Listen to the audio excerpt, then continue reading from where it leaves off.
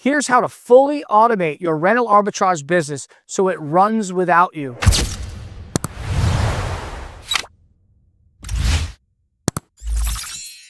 Hey everybody, a little different setup today. I'm in Tuscany, Italy, in the middle of an olive orchard, in the middle of my kids' fall semester.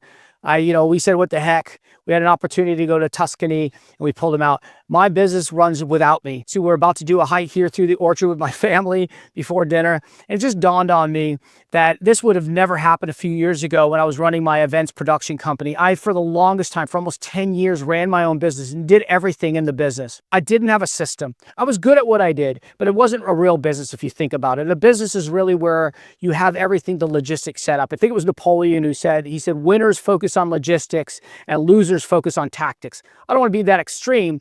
Tactics are important. We need to know in rental arbitrage what markets we're going to operate in and how to find those markets. How am I going to acquire properties? What am I going to say to landlords? How do I say it? And then how do I list my properties and make money? In fact, those are the first 3 steps of my rental arbitrage acquisition system. But really, that isn't the most difficult thing, and it isn't even the most important. The most important thing in the business are the logistics, right? That you're not doing anything yourself. Here's an example. Sonder is the world's largest rental arbitrager. They only rental arbitrage apartments. They have 10,000 doors around the world. They have 10,000 properties around the world, all apartments, by the way. They're a publicly traded company on the stock exchange.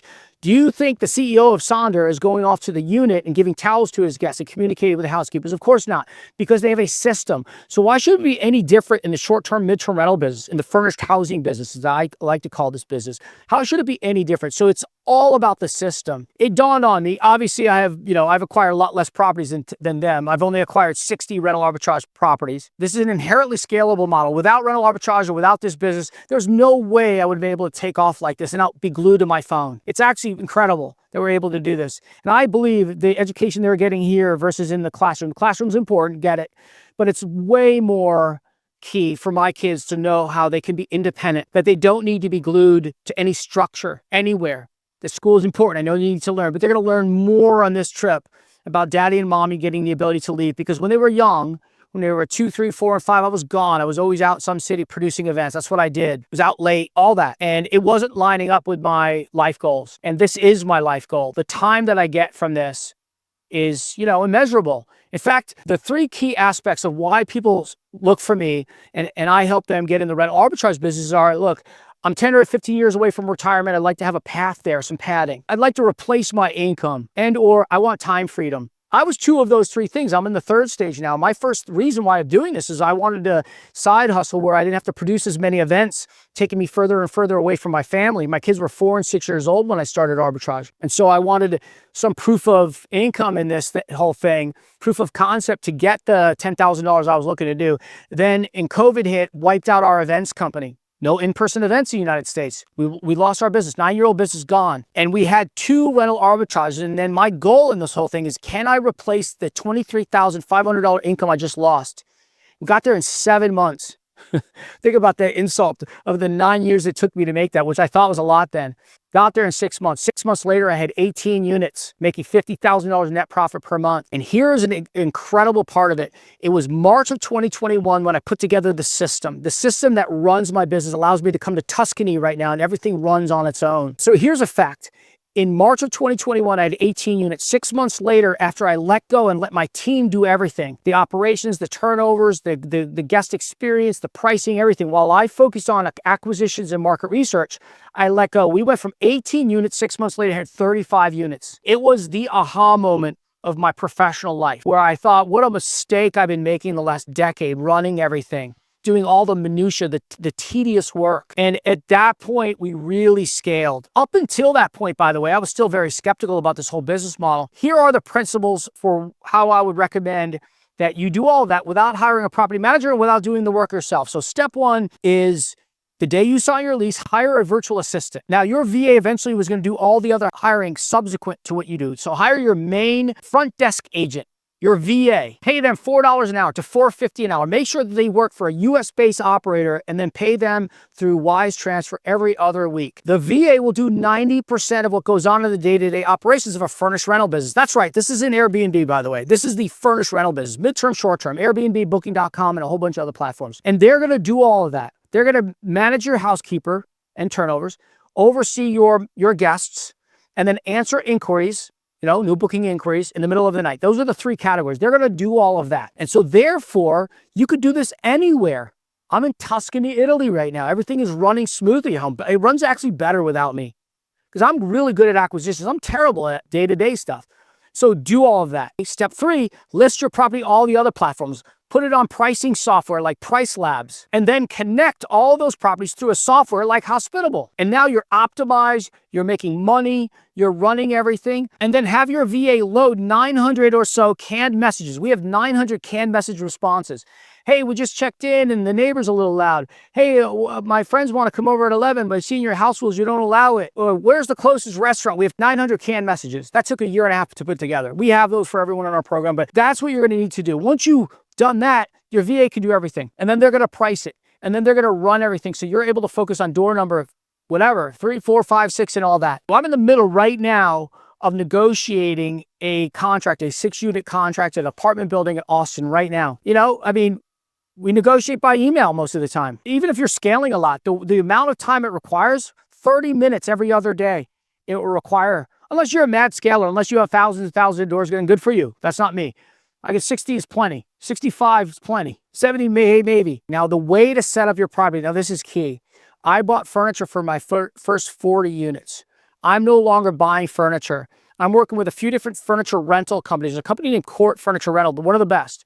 They'll do the setup for you. It costs you about between $550 to $750 a month. Wow, it sounds like, oh, no, there's another expense. So click the link below and get my deal analysis calculator and load it up with your expenses and everything. And if you're not spitting out at least $2,000 to $2,500 per month per property, walk away from the deal, or better yet, negotiate it. But once you do that, you can afford the furniture around, you can get it set up, and you can scale. So my average number of units per building is 6. At $2,000 to $2,500 net profit per door, now you can see a scenario where you can easily replace your income.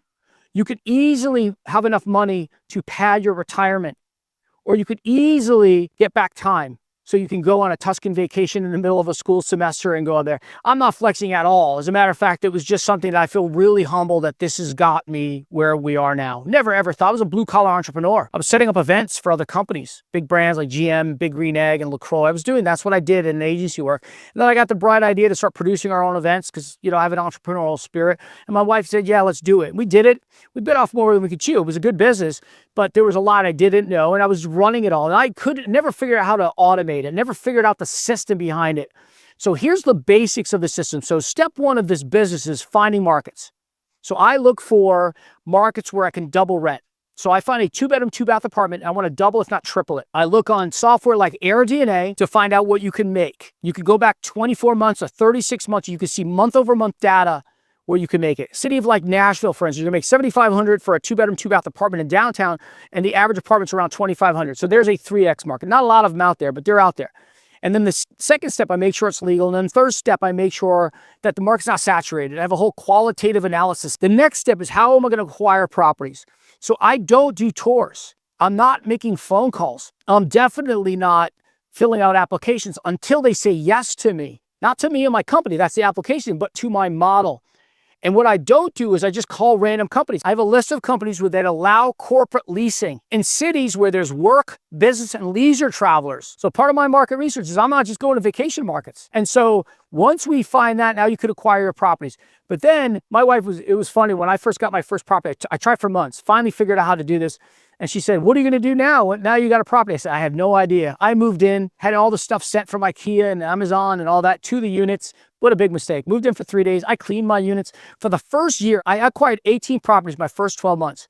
The first year I did everything. It was like right back where I started. I was always gone. I thought the whole idea I was doing this is I wanted to spend more time with my family, but I had a different why. I was trying to save my family from financial ruin because of what happened during COVID, and it worked. And so then when you're in Tuscany or wherever and without a phone, about to do a hike in an olive orchard, you know that everything is running at home. That if a guest checks in late and has the keys missing or whatever's happening, the key doesn't work, they've got you. My first year was up all night. If you like to sleep, you have to automate it. It has to run.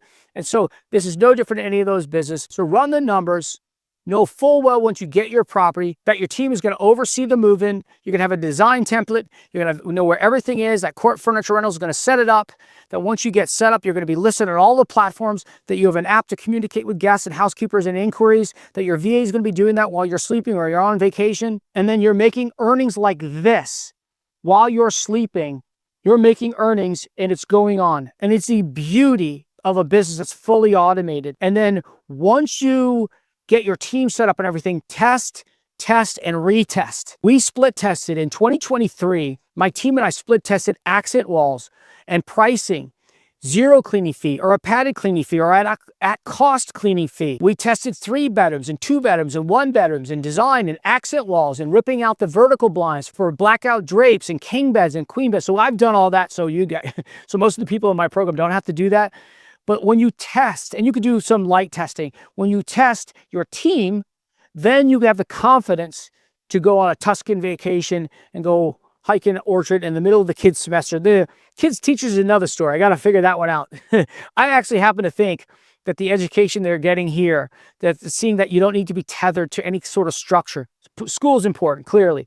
But, it's not all about ABCs. That the education that my 9-year-old son and 11-year-old daughter are going to have from this trip, knowing that daddy's not glued to the phone, that he's always away and giving excuses and missing bedtime stories and drop off at schools, that we're giving him a real education. Obviously, this is a luxury. It was something that I never could foresee a few years ago because I never saw the path here. And it was all because I found a business that is inherently scalable and fine-tune a system that works for me. It may not work for you. There might not be, some people want to be in the operations of their business. That gives them purpose. And that's fantastic. What gives me purpose is building a scalable business model where I don't have to do all of it. I do the acquisitions, the market research. My daughter, for instance, is actually very involved in my business.